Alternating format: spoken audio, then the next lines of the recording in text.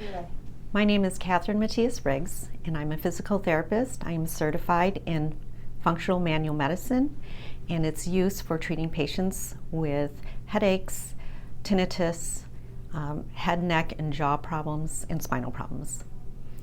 Functional manual medicine is very helpful in treating patients with tinnitus in that it helps, I lost my train of thought. Okay. How does FMM help tinnitus? In using craniosacral osteopathic methodology, I use my hands to evaluate how a patient's head moves and each of the cranial bones in relation to each other. Everybody's head actually expands and contracts at its own rate. And we want this rate to be between 10 to 14 times per minute, and we want the amplitude to be nice and full. That usually is indicative of a healthy cranium. Now, the cranial rate can be lower due to disease or impact or trauma to the head or unnatural processes within the head.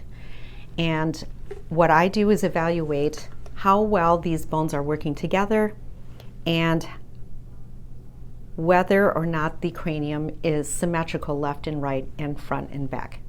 So ideally, nature favors symmetry for the cranium so that you have optimal jaw development and optimal use of all your senses and your cranial nerves. It also helps determine how well your posture can be and how well you can swallow and breathe.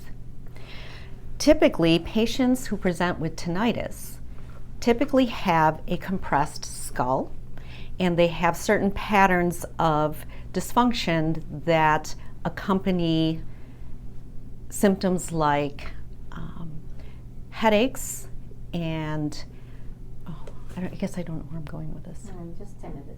Okay.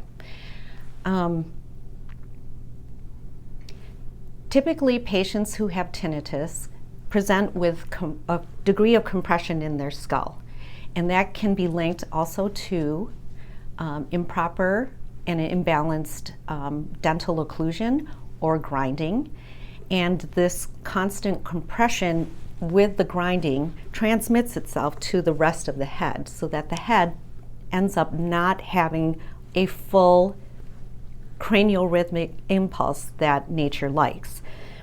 Typically also too, the back of the head gets tight along with the cervical muscles. Patients may also present with a forward head.